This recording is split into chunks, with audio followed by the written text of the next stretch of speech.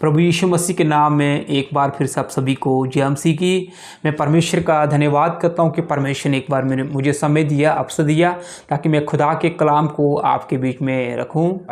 तो चलिए हम अपना ध्यान परमेश्वर के वचन की ओर लगाएंगे और परमेश्वर के वचन से हम सीखेंगे और समझने का प्रयास करेंगे।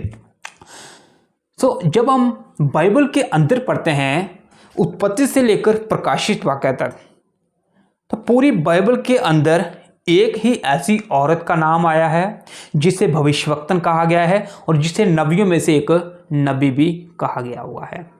तो परमेश्वर जो है औरतों को भी इस्तेमाल करता है। परमेश्वर औरतें के द्वारा भी बातचीत करता है और प्रभु अपनी दासियों के द्वारा भी बातचीत करता है। और औरत कौन सी हो? जो परमेश्वर का भय मानने वाली हो, जो खुदावंत के साथ चलती हो, जो वचन पढ़ती हो, जो प्रार्थना करती हो। परमेश्वर उनसे भी बातचीत करता है और पुरुषों से भी परमेश्वर बात करता है, लेकिन जो परमेश्वर का भय मानने वाले हो और जो खुदावंत के साथ चलते हो। तो इसीलिए पूरी बाइबल के अंदर उत्पत्ति से लेकर प्रकाशित वाक्य तक एक ऐसी औरत हुई जिसे नबी भी कहा गया है और जिसे एक भविष्यवक्तन भी कहा गया हुआ है। तो इसके बारे में जब हम बाइबल के अंदर पढ़ते हैं, न्यायों की पुस्तक उसकी 1 से लेकर 24 तक, तो वहाँ पर लिखा हुआ है दबोरा के बारे में। दबोरा जो थी वो एक भविष्यवक्तन थी और एक नबी थी वो। तो वहाँ पर लिखा हुआ है 4:1 के अंदर लिखा हुआ है कि जब एहूद मर गया तो उसके बाद इजरायलियों ने फिर से पाप किया, परमेश्वर की नज़र में गुनाह किया था और फिर से परमेश्वर ने इजरायलियों को जाबिन के अधीन कर दिया था और जिसका सेनापति था सीसरा। और सीसरा के 900 रथ से उसने इजरायलियों पर 20 साल तक अत्याचार किया था और उन्हें दुख पीड़ा देता रहा था सीसरा।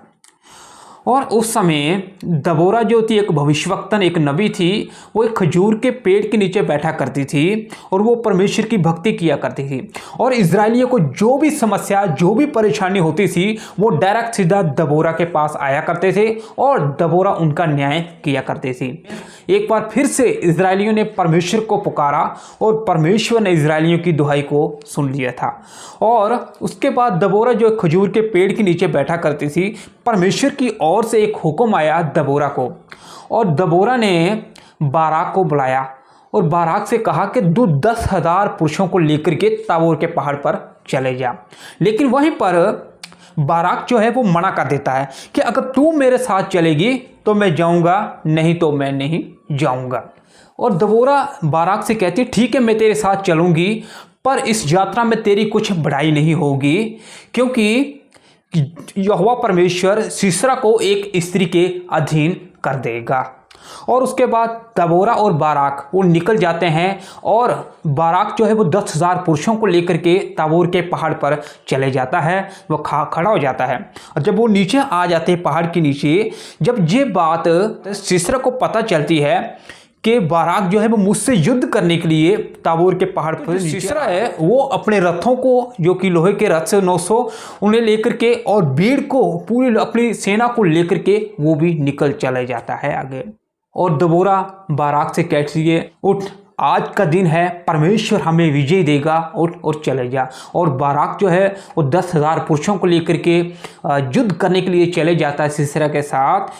और ये युद्ध जो था बाराक और सीसरा का, ये युद्ध इनका नहीं बल्कि ये परमेश्वर का युद्ध था। इसलिए जब सीसरा ने बाराक के हाथ में तलवार देखी तो वो डर घबरा गया था, बल्कि उस समय परमेश्वर निकल गया था युद्ध के लिए। और जब सीसरा भागते भागते भागते याएल स्त्री के घर में जा पहुंचा और जब वो घर के अंदर चले जाता है, वो स्त्री उसके ऊपर कंबल डाल देती है और उसे कहता है कि अगर कोई आए, किसी को भी कुछ, तो मत बताना। और वो कहता है कि मुझे प्यास लगी है, और वो याएल जो है उसे दूध लेकर आती है, उसे पिला देती है।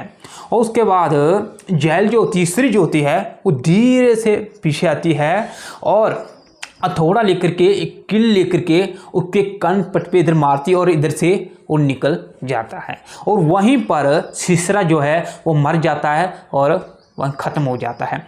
जैसे ही वो सीसरा मर जाता है, तुरंत उसके बाद बाराक जो है दरवाजे के पास आ जाता है और वहाँ पर जैसे दबोरा ने कहा था कि इस यात्रा में तेरी कुछ बुराई नहीं होगी, क्योंकि परमेश्वर सीसरा को एक स्त्री के अधीन कर देगा। सेम वहीं इसी प्रकार परमेश्वर ने एक स्त्री के द्वारा सीसरा को ख़त्म कर दिया था और मार दिया था उसी बार। परमेश्वर एक कलाम इस वचन के द्वारा आप सभी को आशीष करे। जय मसीह की।